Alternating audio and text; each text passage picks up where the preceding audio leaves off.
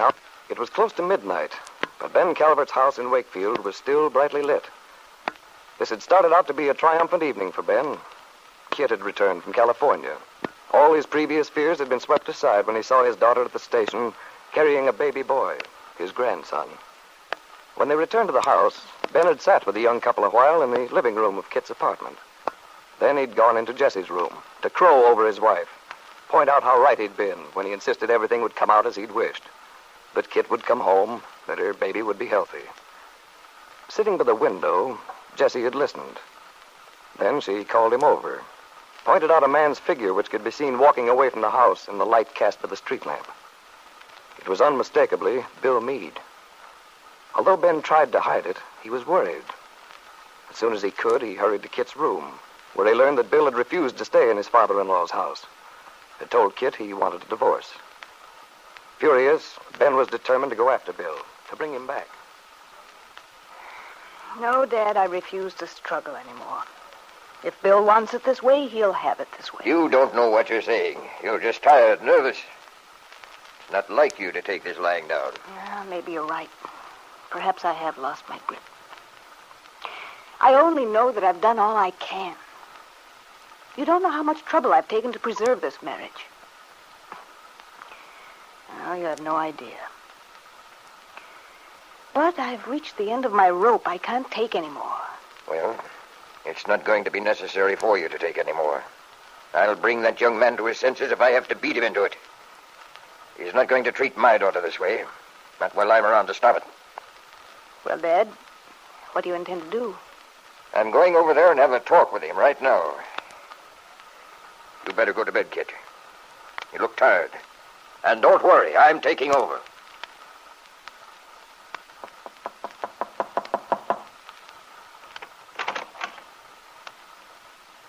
Hello, Bill. Mr. Calvert? I came over to have a little talk with you, Bill. Come in.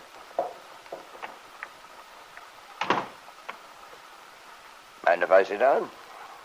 No, go ahead. Thanks. Bill, what's all this nonsense that Kit tells me about your not staying with us at 11th Street? It's not nonsense. I mean it. But that's out of the question, Bill. For you to leave your wife like that when she's just returned. Look, Mr. Calvert, a long time ago I told you exactly how I felt in regard to this marriage and what I planned to do about it. I told you that Kit and I had discussed it before she went away.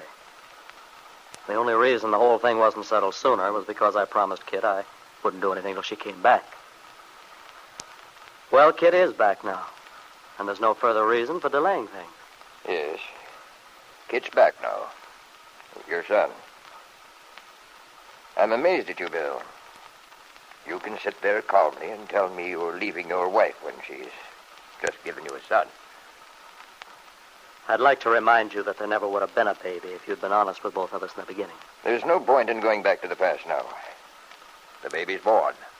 You're his father. I feel that responsibility very strongly.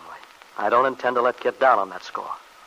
I'm more than willing to contribute my share to the baby's support. Bill, you know that's not the issue. There's no problem about the financial care for the baby. I told Kit a little while ago if she wants to come here, live here with the baby till we get things ironed out, that's all right with me. If it's her pride that's involved... Pride? When a marriage breaks up, when a woman's just gone through all that Kit has, it means a lot more than that. What about Kit's feelings? I think Kit's feelings are chiefly those of hurt pride. That's why I suggested she could come and stay here in the home I can afford to provide. Then, when the interest in her return dies down, we can quietly get a divorce. You've got it all planned, haven't you? Quietly get a divorce. You'll find out it isn't so simple. I have a lot of influence in this town. There's a law, you know, to protect women from that sort of treatment. There's a law regarding the responsibilities of a father to his child. I just told you I have every intention of fulfilling my responsibilities to the child. But that doesn't mean that Kit and I should continue to live in an intolerable situation.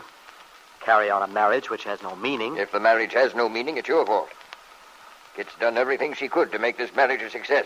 You should know that better than anyone. Look, Mr. Calvert, this whole conversation's unnecessary.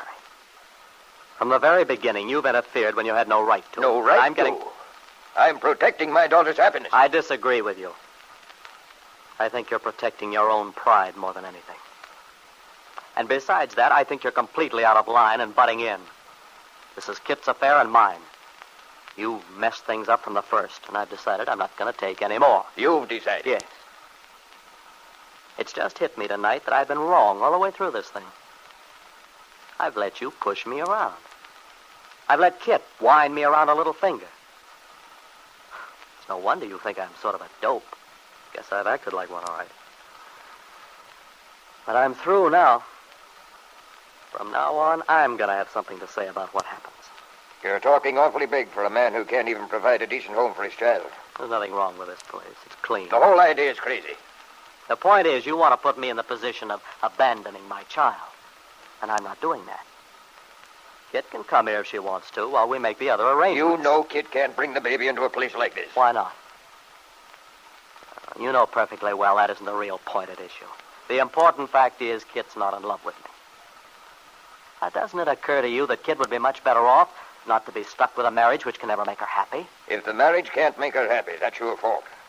Perhaps it is, partly. But if that's so, there's nothing more I can do about it. I've tried. But there's been something wrong from the beginning. It's a little late to be thinking about that now. Nobody forced you to marry Kit at the point of a gun, you know. No. No, not at the point of a gun. But you wanted this marriage. And you got it. I realize that up to now I haven't had too strong a character in this thing. But that doesn't mean I'm going to continue letting you run things your way. I'll admit I've never thought a great deal of you, Bill Meade. But I never thought you were a complete heel. Now I know you are. All this talk about my managing things is just to cover up for yourself. You're running away from responsibility. How many times do I have to tell you that isn't so? I do feel my responsibility to the child. And I feel very sorry for Kit, too. I know she's been through a lot. You're taking a fine way to show your sympathy. Running out on her the night she returns. I know it doesn't look good. But I also know I'm right for once. You want me to stay in that house and establish a precedent. If I do that, I'll gradually get sucked in the way I did before. And there'll be the whole thing to go through again. What I don't understand about either you or Kit is you're pretending to be surprised and outraged. Kit and I talked this all over before she left. And I told you very plainly that I intended to get a divorce. What's the matter? Didn't you think I'd have the nerve? I didn't think you were capable of being such a contemptible coward. You can call me a coward if you want to. But personally, I feel I can look myself in the eye for the first time in months.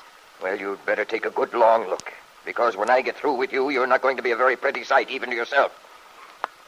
Mr. Calvert, your threats don't scare me. I can make your life so miserable you'll wish you'd never seen Wakefield. Well, it wouldn't take much to make me feel that way right now. I'm not afraid of anything you can do. Well, I warn you. If you want a fight, you're going to get one. I'm prepared for it. You better be. Well, I'd like to. I ought to beat you until... Watch yourself, Mr. Calvert. I wouldn't want to hurt you. I've tried to remember you're a lot older than I am. Yes, I am a lot older than you. I'm also a lot smarter and a whole lot more powerful. You'll regret this conversation someday, and not too long from now. Perhaps, but I doubt it.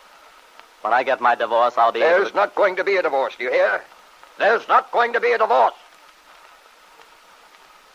As Ben Calvert drove back to his own house, he had, for the first time in a long while, a feeling of doubt in his capacity to get what he wanted. Tonight, he'd seen a strength in Bill, a determination which he'd never seen before. It had surprised Ben, made him uneasy. And yet he was determined somehow to regain his control over the situation. What do you plan to do, Ben?